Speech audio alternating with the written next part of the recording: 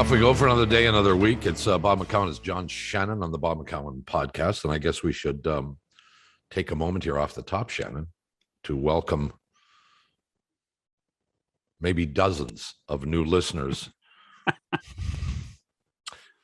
on Sirius XM, channel 167, where this program will now air Monday through Friday at 6 p.m. Eastern Time for at least the foreseeable future. We shall see how long that is. Could you please define foreseeable future? No, I can't. I have no way of knowing that. We are contractually obligated for a period of time, and we will honor our obligation as we always do. But beyond that, I cannot make any projections or predictions as to how long this episode will last. Well, this episode, it'll last an hour, won't it? This one? More or less, yeah. Yeah. Okay. Well, congratulations, Bob. Well, congratulations to you too, John. Thank you, Bob. I guess it'll be nice if somebody else other than you and I congratulated us. Yeah. Actually, I have received a couple of texts today from some avid listeners saying congratulations on the Sirius deal. So that's good. Oh, you posted something, did you? Or did they? Oh, they did. Oh, did they? Yes. Yeah. Barely, but they did. Yes. Barely.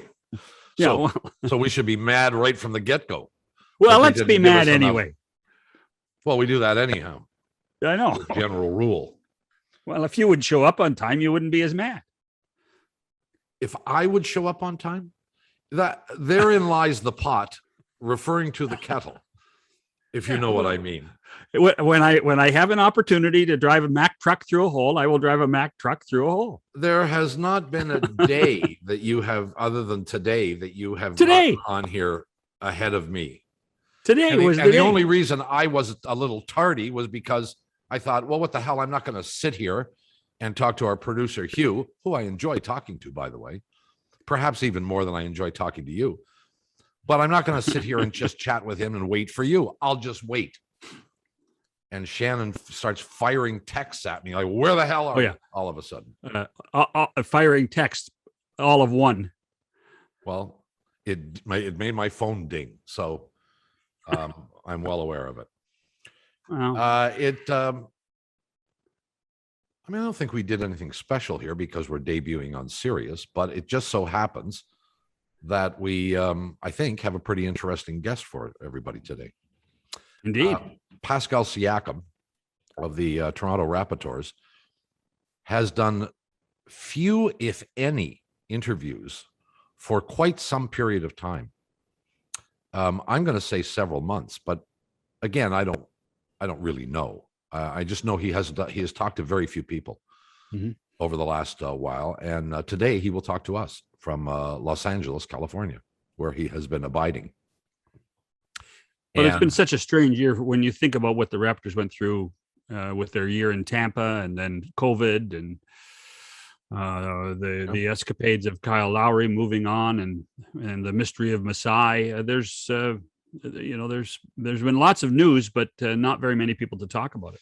Well, he has been recovering too, as I think most basketball fans would be aware. Many sports fans in general, from shoulder surgery, which he had after last season. He did not play near the end of that weird COVID year in Tampa, and ultimately had to have an operation on his shoulder. So we'll talk to him about that. And the trade rumors. I mean, it was, and remember we had Nick Nurse on last week. It was so strange that Siakam's name kept coming up and we would actually say, well, why would they come up? Because he's such a vital cog in this team. I mean, he's a core guy. Why would they come up? I mean, this is not a case of what we see with Ben Simmons in Philadelphia, a guy wanting out. Siakam's part of he's part of this organization. He's part of Toronto. You can see that every time he's played for this organization since he signed here. Well, I think he's a core guy. Yeah, I think in fairness, this was not about Siakam wanting out. This was not even about the Raptors shopping him. This was interest on the part of other teams who wondered whether Siakam might be available from the Toronto Raptors. And Masai Ujiri did ultimately say that he had no interest in or desire to trade Pascal Siakam. But in the midst of that, you mentioned Nick Nurse, who we talked to last week on this program. We did address with him the story of the issues that may have existed between Siakam and Nurse, that they got into some kind of a cat fight. And he essentially dismissed it as insignificant, just one of those things that happens from time to time. And we'll see what Pascal himself has to say about that. I just two guys wanting to win, right? Two guys wanting to win, and when you're not playing well, there has to be there's going to be some friction at some point, don't you think? Well, I think so. I mean, at the end of the day, we'll see if Pascal wants to get into the specifics of it, but Nick did not. No, he just dismissed it as, insignificant and that everything is okay. And he and Pascal spoke in Vegas. And so the coach's perspective is that everything's cool.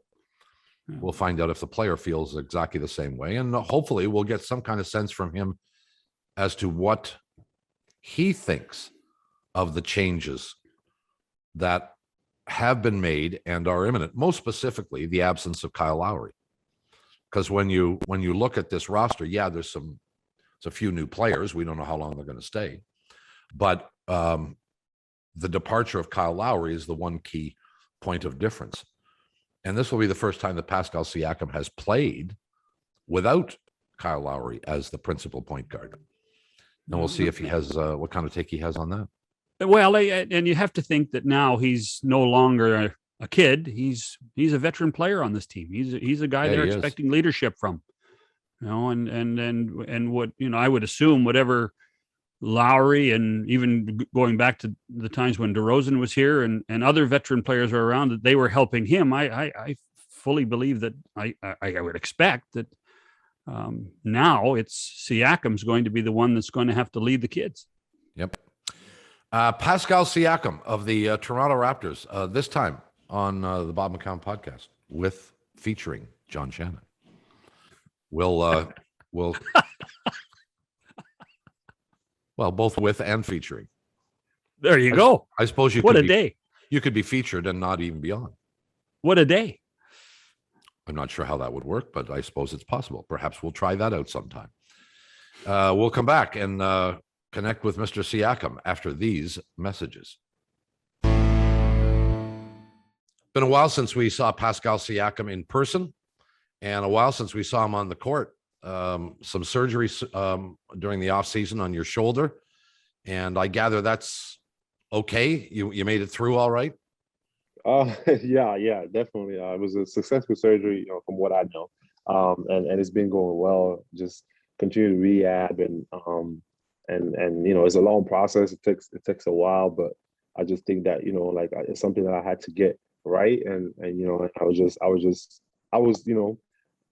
was not really what I wanted to do, but I think nobody really wants to get surgery. But it was the best option and the best thing to do. And I'm doing well. And right now, I'm able to do a little bit of basketball, continue to strengthen the shoulder. So it's going well.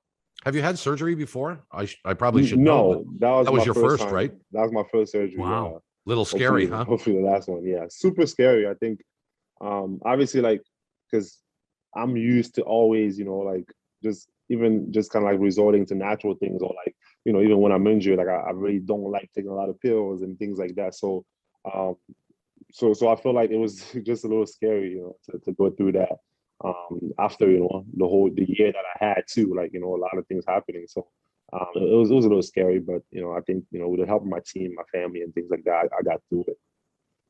I assume your doctors have told you that they expect a full recovery. The surgery went well. Yes, it was. We expecting a full recovery. Obviously, the dates. I don't know exactly the dates. And I'm definitely going back to Toronto soon. Be able to sit down with the team doctors, Alex and all of them, and we figure out, obviously a timetable Yeah. and we know roughly is 5 to 6 months. So, but you can't really we don't know exactly what the dates are. So any question that if the season starts around the 1st of November, do you think you're going to be in the lineup, or is it going to be after that? I have no idea, to be honest. Like I can't give you that answer because I really don't know. And I think that once I'm back in Toronto, I'll definitely have a better idea, and sitting down with the team and making sure that we have like a schedule. And I think again, like even that could change, right? Like we don't know exactly what it is or what that date is, but I'm hoping soon. I'm hoping really soon. Well, and I don't want to give away any secrets, but I understand you got a new place to live in Toronto. You probably even haven't even seen it yet, have you? Oh no, definitely not. And yeah, like just again, I've been drawn. I don't know if it's 2 years. I mean, I lost track of time. Yeah. But Oh, no but kidding. yeah, just had to get a new place. Making sure that we settled in and yeah, like I'm just excited to be back. Like going back in Toronto, I feel like it's kind of like being away from home. And just now that you go back to normal things. Go to the OVO, center, go in the Scotiabank Arena, like all those things is definitely going to feel good and being back home. So I'm excited about that. Tell me about this going through this season, besides the injury, which happened, I think about 3/4 of the way through the abbreviated season, something like that. Even before that, what was it like for you playing in Tampa, essentially being on the road all year long? What did you go through in that process? Yeah, I mean, obviously it wasn't the best situation, and I think that everyone thought that the team from not only the team, because like the players, not only the players, but from management or even the people working with the team, they have families and they have people that they have to relocate, and there's so much going into that and trying to find. I mean, I think I lived in a hotel for like almost 2 months, couldn't really find a place that I felt comfortable in. The market was really like it was really hard, to find a place. So that kind of like messed me up. I'm a homebody. Like I like being home. I like feeling comfortable, and I think that's the only thing that's usually constant for me. Like I know that I'm done playing basketball. I do whatever I want. Like I want to go home and relax and enjoy. Like just time with family and friends. Not being able to have that. And then also, obviously we already know we play in Tampa. Felt like a away game. Every game felt like an away game. I mean, I think those games where like there would be more jersey of other teams than our jerseys. So it was just super weird being in that environment. Like something totally new. And then obviously like the COVID, outbreak with the team. We have to go through that. So many games without all our players. I mean, it was tough. Like I mean, for me personally, I got COVID. A lot of other players and people on the team had COVID. So it was like going through that, trying to recover, lost a lot of weight, came back, I mean, I think for me, having COVID was really sick and all those things, but I had to get out of that, and I think for me, as soon as I was able to get out of my room, like I wanted to play, like I wanted to get back on the court, play, going back, trying to get your rhythm back. And I think for me, like by the end of the season, it was the best I felt in like a couple of years. Just feeling really good about my body, feeling good about like where I was physically and mentally. Like I just was in a good place, and I think for me, like I was finally getting the rhythm, and I was feeling like really good about everything. And then I got injured, so there's so many things that happened, and it was an up and down season, and obviously like not being able to win or go to the playoffs hurt. So yeah, it was a tough season. What was the worst symptom you had in COVID, and how long did it take you to recover from that symptom? I mean, I think for me it was like obviously I lost my smell. I lost couldn't really smell anything. I was like kind of like always cold and things like that. Feeling really sick. Um, and I think for me that was the longest. And I mean, thank God it wasn't crazy bad, but I lost a lot of weight. And there's this thing that also like you got to get back in basketball shape, right? Because being that with the virus and all that, so like getting back on the court and trying to get back in basketball shape was also hard. But yeah, I think for me, like the weirdest thing would probably be the losses, like of like smell and stuff. The injury too. What was it? Did you ran into a screen? Is that what happened? Oh well, like it wasn't even a screen. I think like I don't remember what the play was. I think somebody just ran into me, like, and I feel like I had the injury before earlier in the year. It was like in the front part of my shoulder, so that was yeah, like I kind of missed a game or two or something with that, and I feel like I never really also recovered from that, and I kept playing on it, and then I just think that like that bump, with the player. I don't think it was a screen. I think it was just super random. Like and it Yeah. just happened and yeah, like I think at that point, we just like we felt like something was wrong and we had to check it out and it turned out we had to get surgery. Left shoulder, right shoulder. Left shoulder. Well, right would have probably been worse, huh? Given that you're Yeah, no, right-handed. for sure. Yeah, for sure. It would have been worse. So I mean, again, thank God it wasn't my right shoulder, it was my left. It's still impactful, it still, hurts and stuff. You have to a lot of time off. But like I said, I'm able to do a lot of stuff that I didn't think I would be able to do at this point. So I'm happy about that. So what are your workouts like right now? Just a lot of cardio stuff? Yeah, no, right now, like usually like my day is just, like I wake up, morning, go, have rehab, a little bit of prep work for my shoulder. I have an hour on the court, just get, dribbling, like ball handling, shooting, like all those things. And then after that, I have strength work, like anything to strengthen the shoulder. I have that after. And like that's usually my days, and then I do a little bit of conditioning. So like 5 days a week. And like sometimes on the weekend also, like depending on how I feel. But yeah, like it's been nonstop for like months. So I'm I'm really happy about where I'm at in my progression right now, and I'm super excited to just get back on the court. Like I'm hungry. So, I mean, a lot of people have had surgeries before. I've had plenty of them. I've never had a shoulder though. So, tell me what the symptoms are like when you're on the court. You're right. You're a principally right-handed guy, although you use your left hand a lot, especially when you're Mm-hmm. driving to the basket. What couldn't you do when the shoulder was still, when you first got back on the court? Yeah, well, like I couldn't dribble, like I couldn't, like you can't really put any force into the shoulder. I couldn't really raise my shoulder, like Oh yeah. raise my hands up or like go behind my back or not a lot, not pushing. You can't push into anything. Like I still probably can't do push-ups right now. But just a lot of just little restriction like that kind of like you can't really do much. You can't dribble. You can't shoot with my left hand, like layups or anything like that. But yeah, like it was just I was in a sling for like almost a month, and yeah, I think now it's like when I was out of the sling, I was able to, it took me a little bit, but I was able to ball handling and stuff. I was able to shoot, like use my left hand to support my shot because it's just literally that's kind of like what it is. Yeah. So we do everything to kind of like make sure that it's strong and things like that. But after that, it was just like like I think for me, like my shoulder feels good. So which is from the doctor is like not the best part because it makes you feel like you want to do a lot Do more than you should. right? Like because I feel like I feel good, but it's just not quite like ready. So I got to be careful with that. But it's been great, man. To be honest with you, like being on the court, and I'm pleasantly surprised on some of the things that I can do right now. So I like it. A lot of things happened during the course of the off season. We're going to talk about that. Pascal Siakam is with us. We'll be back after this message. Bob McCown, John Shannon, and the Raptors' Pascal Siakam with us.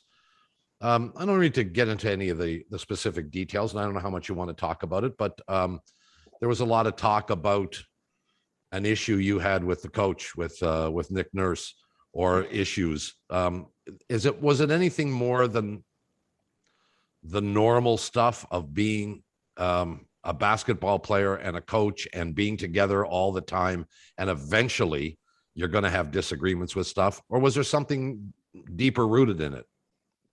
Yeah, I mean, I think for me, it's like it's super funny. I think obviously like with all the trade rumors and everything that's going on, like, and I think that like obviously it's just easier to hang on to something that like kind of feels wrong and kind of run with it. But I just think for me, like, is we play somewhere like again we talked about all the struggles that we had this season, right? Like not being able to win, playing away from Toronto, and just frustrating losing, and those are things that, like two people that care about winning, you go out there and sometimes you get frustrated, and I think it was nothing more than that, like just being frustrated about not being able to, like accomplish what we feel like we were capable of doing.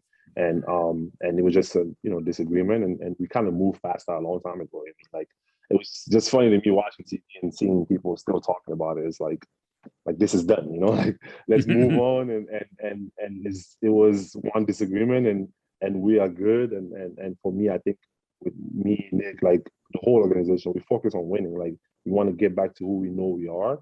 And I think that's the only thing that's on our minds. And I think that it's time for people to just let it go.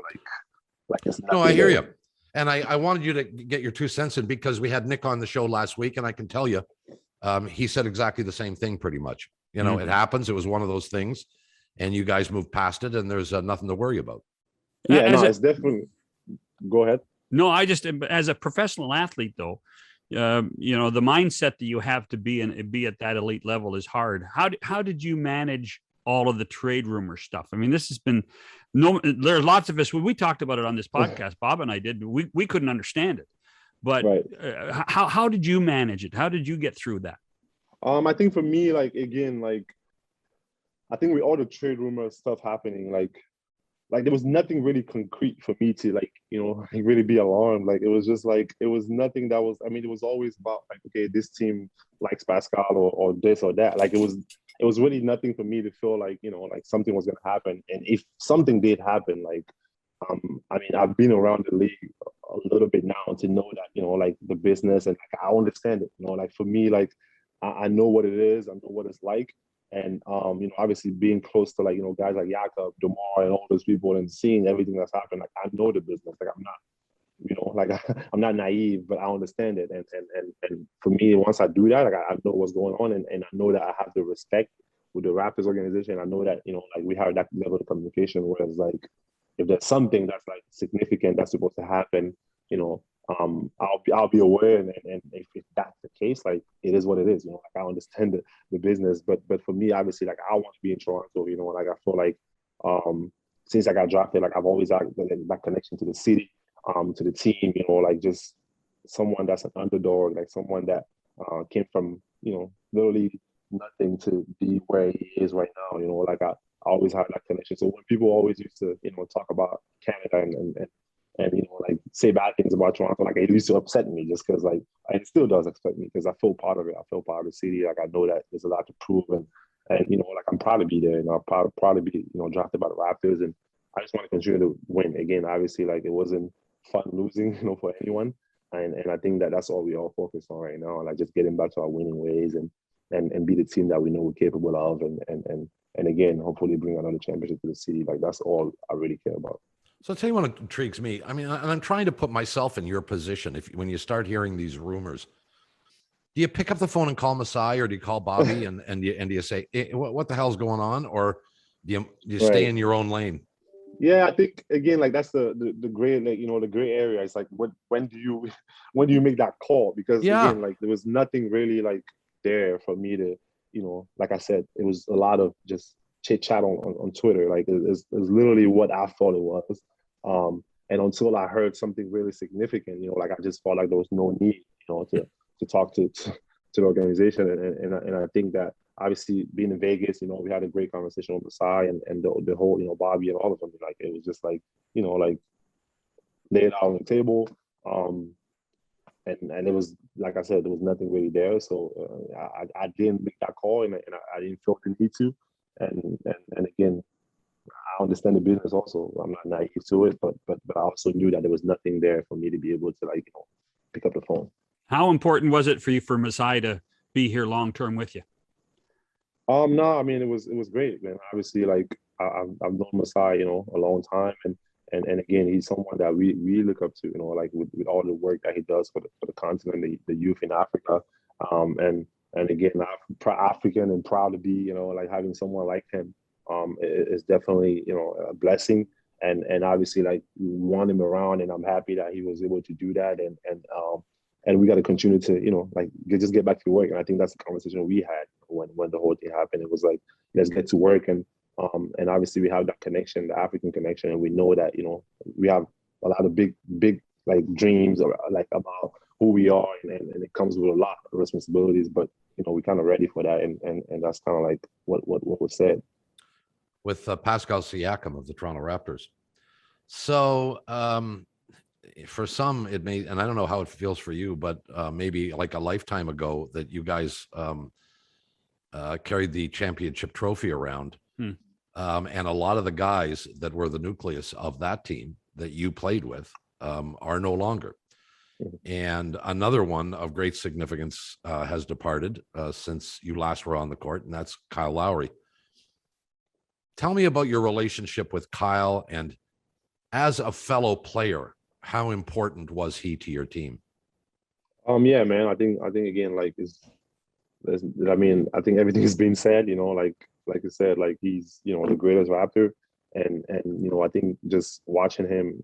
Obviously, I was here when DeMar and them was here, so like just watching them, we always used to watch them as our big brothers, right? Like it was them, making sure they take us to dinner, do the little things for us, and being there for us, through our journey. And for me, like I remember him, just like all these my transition passes, me running down the floor, him throwing me like a long ass pass from all the way down the court, and like we always had that connection since like rookie year. And I think for me, just seeing him continue to grow, and all he has achieved for like the Toronto Raptors and everything that he's done, like I mean, it's incredible. Super happy for him. He's a legend. And obviously we're gonna miss him, like, and sometimes it was funny. It was in Vegas, and we went to dinner. Me, Fred, like and OG, we took all the young guys to dinner, and I looked around. I'm like, I'm the oldest person here. Like, I mean, it was super funny because it was like, man, like like look at, like things kind of like coming full circle, and we used to look at Kyle and DeMar as those people that would give us, kind of like the advice and things like that. But now, looking back, all those young guys, everyone is 19, 20 years old. It's like, man, like that's crazy. So just, I think for me, man, he's always going to have that impact on the Raptors, and again, he's a Raptor forever, and obviously, like, we know that we're going to miss his presence and stuff, and I'm just happy for him, really. Like, he was able to move on, and like I said, he's always going to be a Raptor.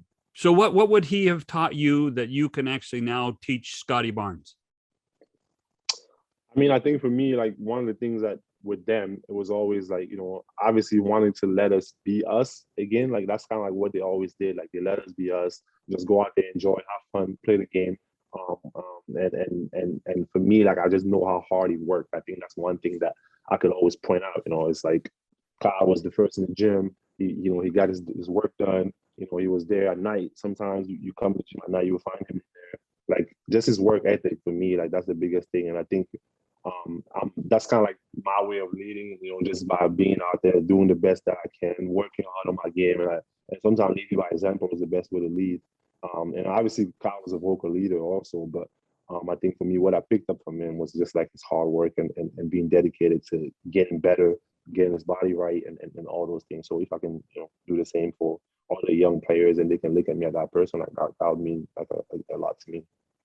Well, I don't know if you remember the first time that we met and you came in the studio. It was right after you got drafted, that before the season started, and you came in and sat in the studio, and you did that several times. But I remember that first meeting. It seems like kind of yesterday, but it really was a long time ago. So in a really short period of time, as you said, you've gone from being, the guy that just got drafted that's trying to make a basketball team to the senior statesman almost on this team, It's like, snap your fingers and there you are, huh? Oh my goodness, like, that's super funny. Just because, like, I do remember that. I mean, like, it's like just going in that studio, and it was just like, I mean, like, it was super fresh, like, and now I'm just looking back at it, like, again, like, it's crazy, like that happened like that, and how fast that happened. But then again, it's a blessing, and I always talk to Todd Jafar, like, my agents, is just like, like, this is something that we see coming, right? Like, we prepare for this moment, and we always knew that, like, that was a level that I was supposed to get to, and we know that there's another level that I can get to. And just seeing things coming full circle is going, like, and obviously, like, there's going to be a lot of ups and downs, but this is something that we envision, and again, like I'm super excited about the next step. And like we talked about, like I can't look around. There's no Kyle around. I can't look around. There's no one. So it's us. Me, Fred. OG. Like we gotta take care of this thing. We gotta be big boys. And go out there and again, something that we worked super hard for. We just want to go out there and do the best that we can to win. I know it's impossible to evaluate this team because you haven't been around this team, this new collection. We don't know exactly what it's going to look like. We don't, I mean, you got a pretty good idea who the starting five is going to be, but you can't be 100% sure. Are you optimistic? Have you, in what little you know and have seen about the guys that have come in, the guys that have been drafted, what's left of the Toronto Raptors championship team? Right. Yeah. No. Is this a playoff team? I mean, I think obviously again, like we have that core, right? Like I think me, Fred, OG, like these, like we won a championship. Like we played big games and we've been at the highest level. And again, like we all have something to prove, and we have a level that we can all get to. And I think for me, like that's the most important thing, like having that core, and then also Gary, we signed, and I think we have all the young guys that we have, from Scotty to like just length. I think that's one of the things that they talked about, right? Like having a lot of length and people that can do multiple things. Like we have Chris, like people that can handle the ball, Delon, like you name it, they can do it, and I think that for me, just having that versatility, like is super underrated, and I feel like we can go out there, like and do a lot of things, like get into people's faces, and having that length, like I think is dangerous, and we just want to be that team that, for me, I think personally, that you don't want to play against. Like I think that's the identity that we want to have, and obviously something that we're going to have to work on. And it's funny, I had dinner with Coach Nurse the other day, and we was talking about it, and it was just like he was letting me know that, like, man, like we're gonna have to practice a lot this year, just because we have so many new people, we have a lot of young players. Yeah. And, it's gonna take a lot of work. Like, and I think that's the work like that we're willing to put in, and again, we have the right character guys around, and we just want to go out there, play, have fun. A lot of energy and be the best that we can be. And I think obviously like it's a long road, and for us, we're just excited to go back and start the training. I know that, putting players in slots and positions isn't the way it used to be. You don't have to have a traditional back to the basket center in order to win. And in fact, your team didn't play with that kind of offense very often. But what if Nurse came to you and said, Pascal, we want you to kind of change your game a little bit, and we want you to be the surrogate center on this team, play with your back to the basket a little bit more. You did a little of that in college, yes? Mm-hmm. Definitely did. Well, yeah. Could you do it in the NBA, and would you want to do it in the NBA? I mean, I think again, like I'm a team player, man. Like obviously, like that's all I care about, man. Like I care about winning, and again, like we did that last year, like with OG. We see some of us, guarding Joel Embiid or like the Yo kids, were trying to go out there and guard them, as fives, and again, I think for me, man, like I'm all about winning, like I said, and doing everything that it takes to win. And I think for me, like the best way I need to get to be put, what position I need to be put in to help our team win, like that's what I'm gonna do. And I think if those conversations come, we're gonna have them, and I think my only goal would be to win, and I'll do anything for that. So much of your identity as a team when in your championship year was based on your defense. Mm-hmm. Do you think you have to refocus on that? You think that has to be a defense first mentality for you and your teammates? No, for sure. And I think that again, we have the players for that. Like we have length, we have athleticism, and we have youth. Like we have people that can go out there and guard, and they have the legs, and like I think we can do that. Like, and I think that definitely should be a focus, and I think even for me personally, like that's something that I've been working on. I've been watching a lot of film on, and I think that it should be the identity of our team. Well, you're not that far away from the start of camp, and I know it may be it's going to be a slow start for you. Excuse me, and probably maybe you won't be ready for the beginning of the season, but shortly thereafter. But as you mentioned, you'll be back in Toronto in a few days. It'll be great to have you back. It'll be nice to see you. We're not living that far apart, as I understand. So maybe we'll have a chance to grab a dinner at some point in time. We wish you continued good health and success, safe trip home. And it'll be nice to see you back here in Toronto, and have a great year. We'll talk sometime during the season, I hope. Yeah, no, for sure. Thank you so much, guys, for having me again. Like, feels like, full circle, coming back in me rookie year, and having that interview, and again, like, if everything feels new again, going back to Toronto, I feel like I got drafted again, so Yeah. super exciting, and I'm happy, man, happy to be back, and see some familiar faces out there. Do you remember that interview? Because you and Pirtle came in together. That's and right. we had the question. We said, who's going to hit the 3-pointer the first time? And I think you did. I think you beat Pirtle by. Yeah, no, I think you beat I Jakob by a did. game or two. So no, I think I definitely did. Pascal, we've missed you, and we'll look forward to seeing you soon. And safe trip home, and all the best during the season, pal. Thank you so much for having me. I appreciate you guys. We'll talk to you again soon. Pascal Siakam of the Toronto Raptors, back after this. Well, our thanks to Pascal Siakam for joining us on the program. We sounds like he is getting healthy. Won't be ready, probably, I don't think, to start the regular season. Doesn't sound like it. But really, I guess he's doing just about everything except contact. And have you ever had shoulder problem? No, elbows, not shoulders. So. I've never had a shoulder problem, really. So I can't speak to, and I certainly never had shoulder surgery. So I can't speak to what the process is, or how risky it would be at this point for him to engage in contact. And we know basketball is a high contact sport. A lot more than people realize. A lot more. A couple of other things to address today after this rather stunning weekend. The Toronto Blue Jays went berserk over the weekend, scoring 11 runs in the opening game of the Saturday doubleheader, 11 runs in one inning after being no hit, 11 runs in the final inning of game 2 on Saturday, and then they just scratched out 22 runs yesterday. Well, we did expect them to beat Baltimore all 3 times, but not as dramatically as they did. Let me say this. I've been very cautious about, everybody I hear and everybody we talk to, say, oh, well, they got all these games against Baltimore. They'll win all those games. Well, no, you don't. You don't win every game. I know Baltimore's a horrible, horrible team. But that's baseball. Funny things can happen in baseball. Bad teams beat good teams with some regularity. And they were playing in Baltimore.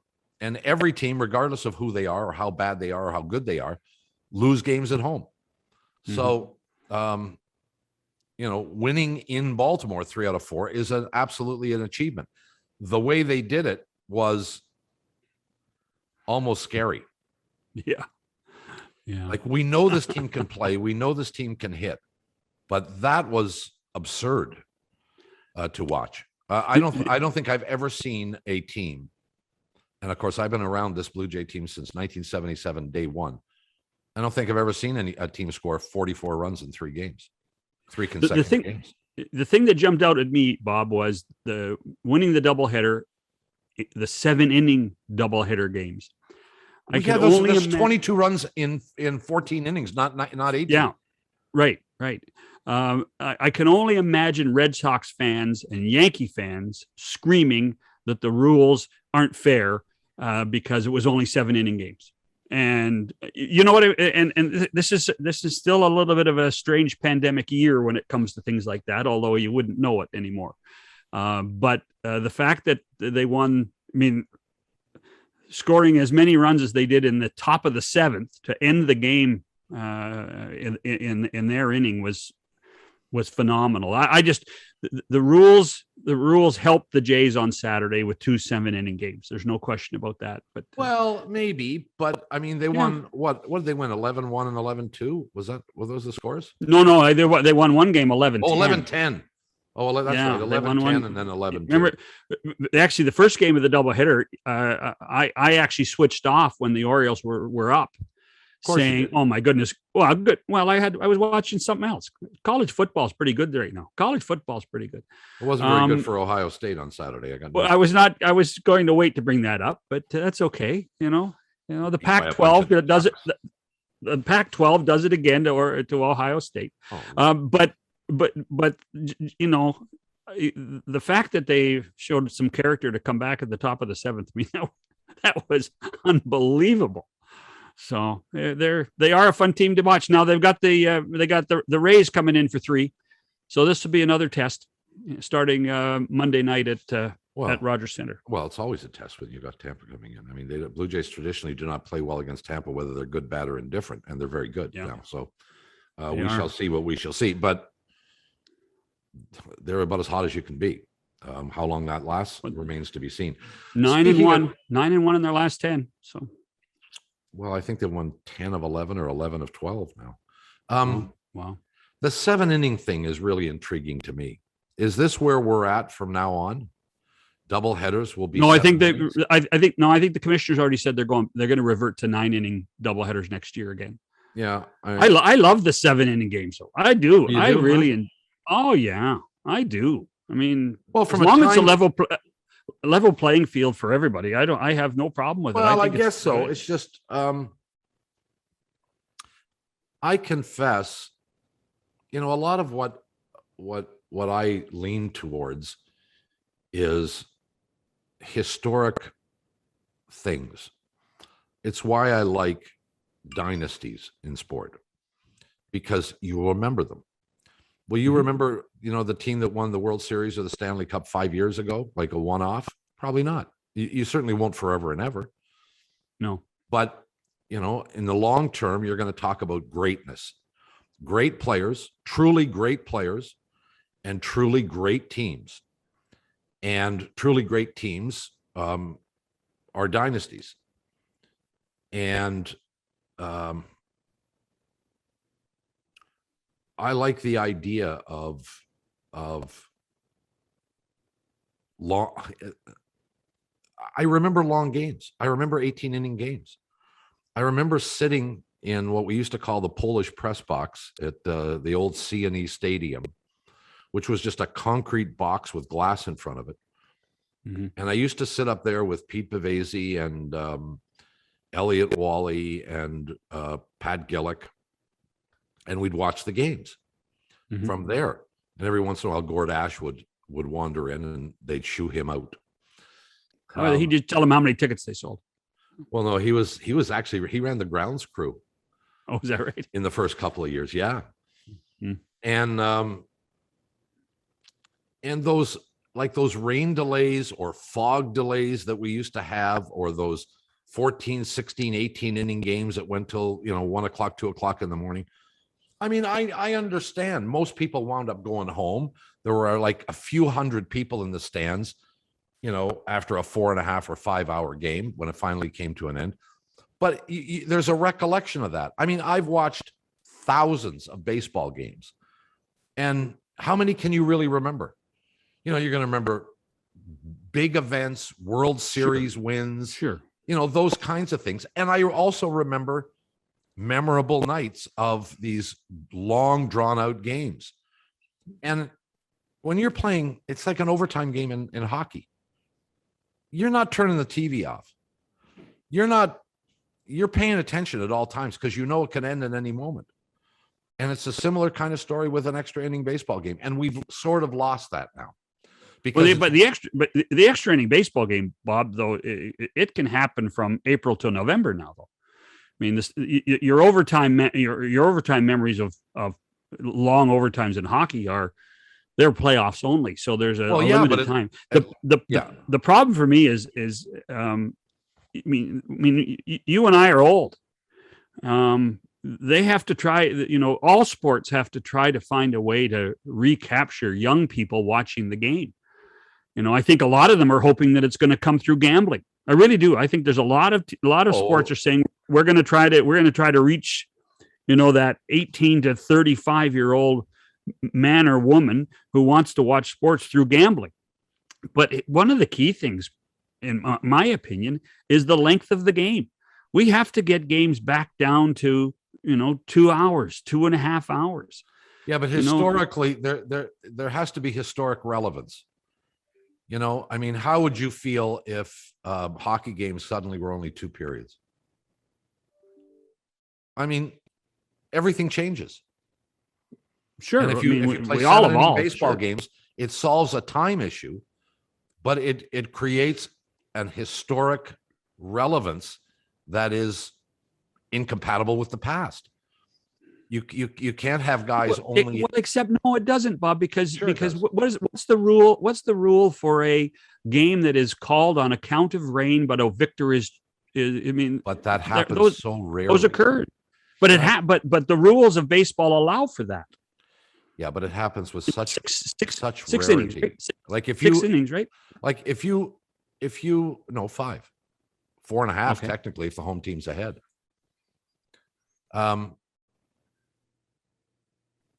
If you reduce baseball to 7 innings every game, not just double headers, because double headers have become dinosaurs, right?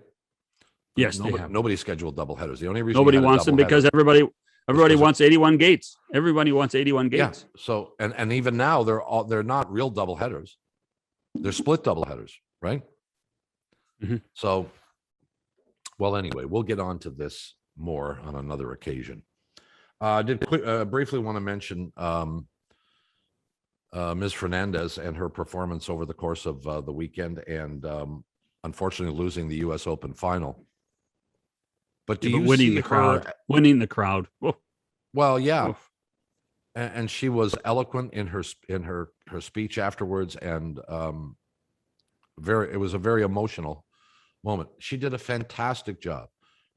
Yeah. My question for today is she the tennis player of the future, or was this just a magical week for her? I mean, obviously, I think it's too early to suggest that. But I'll tell you what, her game on the court does seem to have a lot of different angles to it. She can serve. That was the serve hurt her on Saturday. The serve hurt her badly Saturday, but she can move the ball around. She's athletic.